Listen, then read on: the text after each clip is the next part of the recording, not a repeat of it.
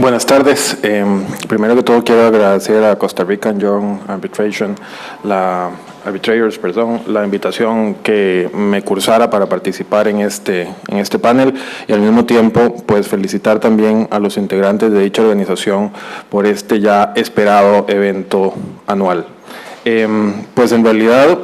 mi presentación ha sufrido algunas mejoras o algunas variaciones, en el camino. Primero por un cambio en la integración del panel original, y segundo porque no contaba con que en el panel de cláusula arbitral se desarrollara el punto de nulidad del laudo. Sin duda fue una aportación muy importante, y sobre la discusión que tuvimos en la mañana, sobre todo por parte de Cristian Díaz y doña Anabel León Fioli, es que pues lo que voy a hacer es básicamente enfocarme en ampliar un aspecto específico del recurso de nulidad, que es un aspecto propio de la jurisdicción costarricense y que es precisamente la figura del reenvío en el arbitraje costarricense. Pues como doña Anabel León, ex magistrada de la Sala Primera, explicó en la mañana, pues cuando hablamos de reenvío no hablamos de otra cosa más que una orden que gira a la Sala Primera, órgano encargado en Costa Rica de resolver los recursos de nulidad contra el laudo, orden que gira al tribunal arbitral una vez que anula un laudo para que éste vuelva a dictar un nuevo laudo corrigiendo los vicios que dieron objeto a la nulidad. Para entender esta figura, tengo que hacer alusión un poco a su surgimiento. En el año 2000, es decir, escasos 3 años después de que se aprobara la ley RAC, o la ley de arbitraje doméstico, que se aprobó en 1997, se presentó un recurso de nulidad ante la Sala Primera de un arbitraje ad hoc en el cual participó una de las partes era la entidad de seguridad social costarricense, la Caja Costarricense del Seguro Social. En ese arbitraje, el tribunal arbitral omitió dar audiencia de conclusiones a las partes, aun cuando una de ellas así lo solicitó. Entonces, pues básicamente se omitió esa etapa procesal, se dictó el laudo, y la parte perdidosa, que al mismo tiempo había sido la misma que había pedido que se otorgara la audiencia de conclusiones, acude a la Sala Primera ejerciendo el recurso de nulidad. La Sala, entonces, ya les digo, en el año 2000, en un voto redactado por el magistrado Rivas Loaiziga y el ahora ex magistrado Ricardo Celedón, pues decide que efectivamente era necesario anular el laudo por haberse omitido esa etapa procesal, y consideró que eso era violatorio del debido proceso. El análisis de ese argumento no es el que me interesa. Lo que me interesa es la forma en la que resolvió la Sala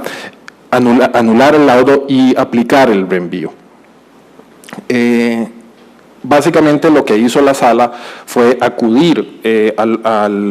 al Código Procesal Civil de 1990, que es el mismo que me sigue vigente al día de hoy, y aplicar el artículo 616 de dicho código, que habla de la nulidad en arbitrajes de derecho, que dice que si se tratare del laudo dictado por árbitros de derecho y se interpusiera el recurso de nulidad, se observarán las mismas reglas de tramitación especificadas para el recurso de casación contra sentencias dictadas en proceso ordinario. Entonces, ante la sensación de vértigo que tuvieron los magistrados en el año 2000, cuando en Costa Rica el arbitraje apenas estaba dando sus primeros pasos, pues decidieron que anular el laudo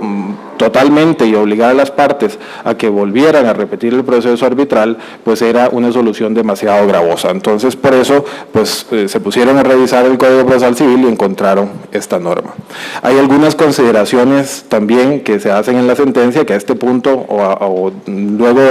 de ya varios años de desarrollo del arbitraje en Costa Rica, pues nos parecen también hasta cierto punto sorprendentes, como por ejemplo que en dicha resolución los árbitros dicen que tienen que actuar reenviando el expediente porque de otra forma las partes tendrían que, anulado el laudo, las partes tendrían que acudir a un proceso ordinario, es decir, tendrían que acudir a la jurisdicción común. Eso a este punto pues nos parece un tema ya superado, porque el hecho de que se anule un laudo no quiere decir que se anule la cláusula arbitral. Anulado el laudo, pues lo que tocaría es repetir el proceso arbitral. También justifican la decisión del Venvío, indicando que la nulidad implicaría cosa juzgada. Argumento que también a este punto me parece que nos parecerá a todos superado, porque pues la única cosa juzgada que podría haber en el caso de una nulidad del laudo es que para la sala primera ese laudo es anulado y punto. Es decir, la cosa juzgada aplicará con respecto a la propia nulidad del laudo y no con respecto a la controversia de fondo. Pero volviendo al punto, pues, ¿por qué estaba ese artículo? ¿O por qué está? Porque todavía están vigentes los artículos 616 y 617 del Código Procesal Civil. ¿Por qué quedaron ahí? Cuando se aprueba, reformulo, el Código Procesal Civil de 1990 contenía un capítulo en el que regulaba de una manera bastante limitada y, si se quiere, artesanal, el procedimiento de arbitraje, que eran normas que venían incluso de normas de códigos anteriores. Y cuando se aprueba en 1997 la Ley de Arbitraje Internacional, la ley de arbitraje doméstico, los señores y señoras diputados de ese entonces proceden a derogar las disposiciones que sobre el arbitraje disponía el Código Procesal Civil. Anulan básicamente el capítulo que regulaba el arbitraje y anulan 3 o 4 normas que contenía el Código al inicio, que regulaban lo relativo a la recusación de los árbitros. Sin embargo, las normas que les digo que todavía están vigentes son normas que no estaban incluidas en el capítulo del arbitraje, sino que estaban incluidas o que están incluidas en lo que tiene que ver con el recurso de casación de la jurisdicción común. De un estudio del expediente legislativo no encontré ningún tipo de alusión a que el haber dejado esas normas en el Código Procesal Civil y no haberlas derogado en 1997 fuera un asunto consciente por parte de los diputados. Dice, ya es famoso el dicho de don Fernando Mora, un reputado abogado costarricense, que dice que no hay que perder el tiempo revisando las intenciones del legislador costarricense, porque el legislador costarricense nunca tiene intenciones. Pero lo cierto del caso es que en este caso pareciera que es así, es decir, o sea, pareciera que esas normas quedaron ahí simplemente porque nadie prestó atención a que, o nadie contaba con que habían unas normas relacionadas con el arbitraje que no estaban en el capítulo del código que específicamente decía arbitraje. Entonces, al parecer, los únicos que se percataron de eso fueron hasta 3 años después los señores y señoras magistradas que les tocó resolver este recurso que les digo, que proceden entonces a sacar este artículo y decir, bueno, lo que procede es que entonces en el recurso de nulidad yo integre las normas de la casación civil al recurso de nulidad y por ende, dado que en un recurso de casación la sala puede reenviar el expediente al juzgado respectivo para que resuelva nuevamente el asunto, pues entonces hacen una aplicación analógica y ordenan el reenvío del expediente al tribunal arbitral. Esta solución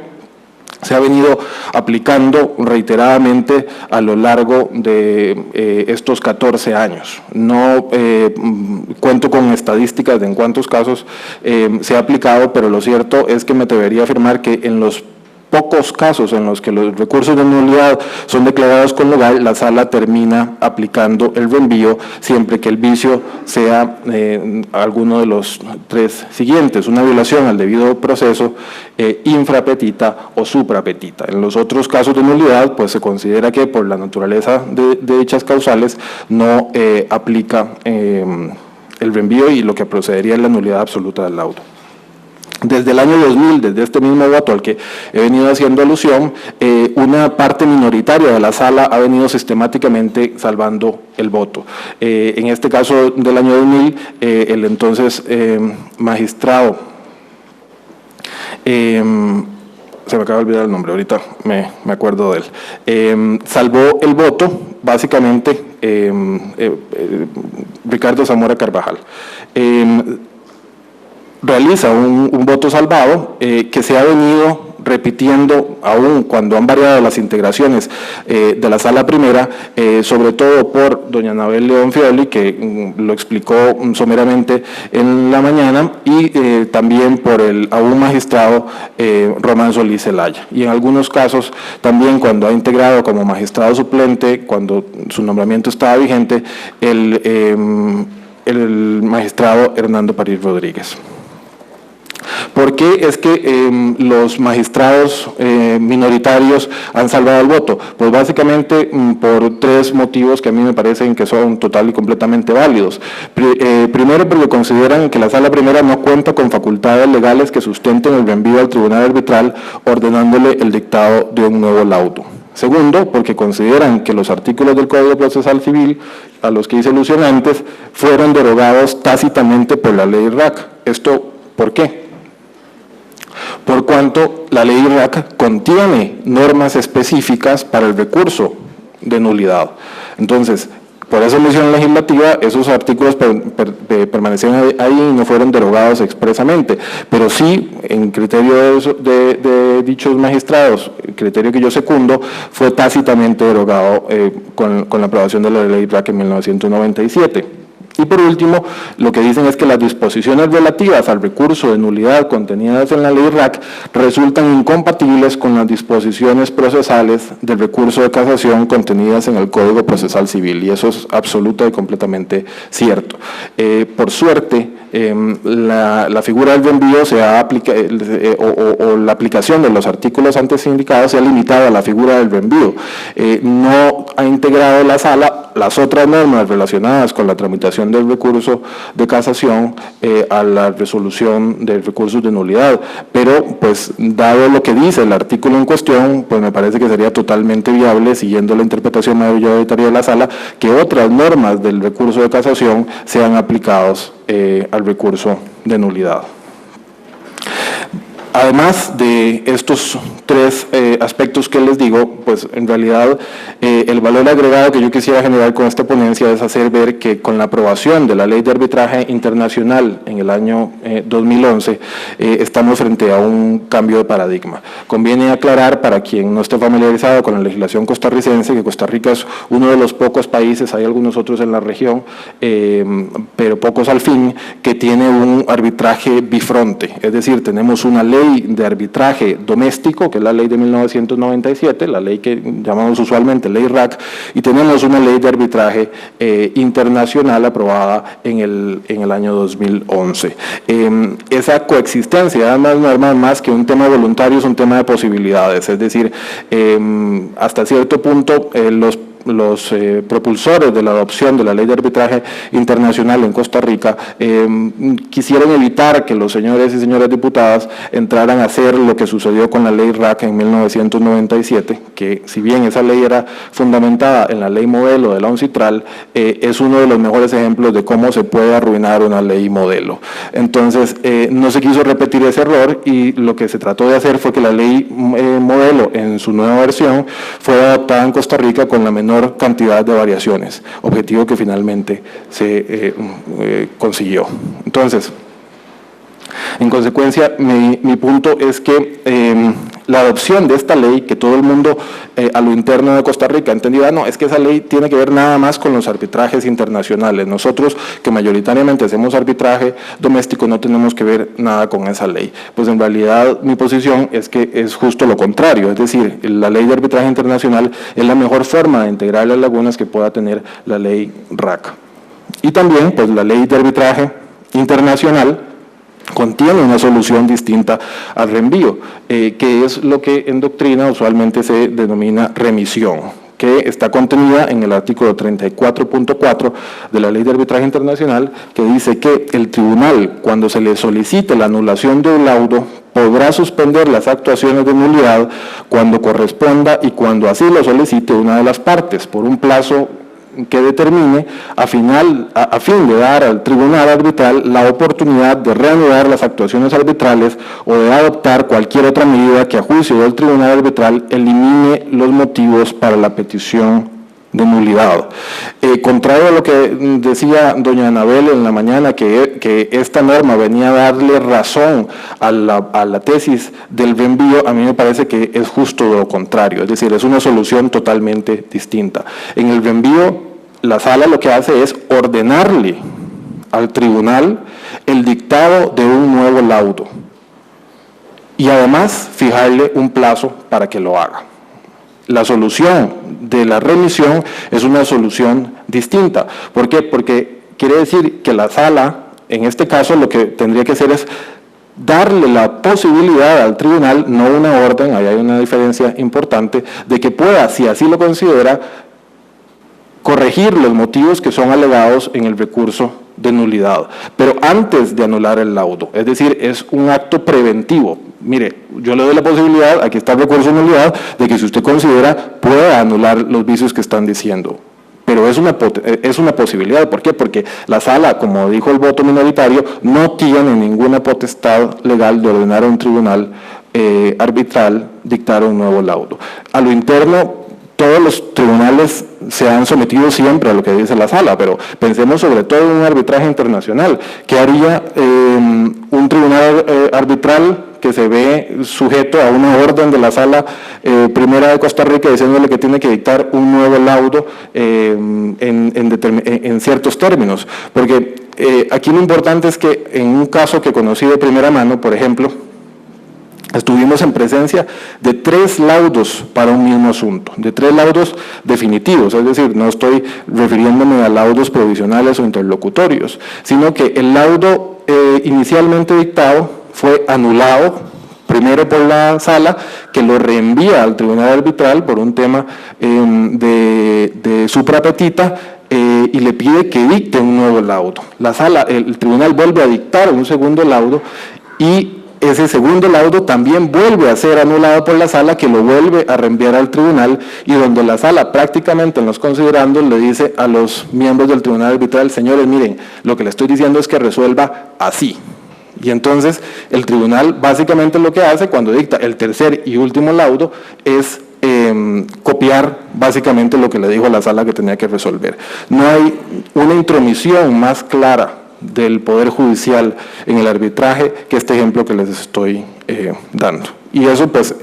incluso también tiene relación con el tema de la ejecución de laudos anulados. Sería interesante pensar en las posibilidades que existen de que con 3 laudos anulados se ejecuten esos 3 laudos en distintas jurisdicciones. Pero en todo caso, ya para finalizar, mi punto es que con la adopción de la Ley de Arbitraje Internacional, Costa Rica debe de migrar del sistema de reenvío y adoptar para el arbitraje tanto doméstico como internacional la figura de la remisión. No existe un solo fundamento lógico por el cual, por ejemplo, se tenga que aplicar el reenvío para el arbitraje doméstico y la remisión para el arbitraje internacional. Esto porque ninguna de las dos normas, ni la ley RAC ni la ley de arbitraje internacional, hacen alusión a ese punto. Eso sería. Muchas gracias.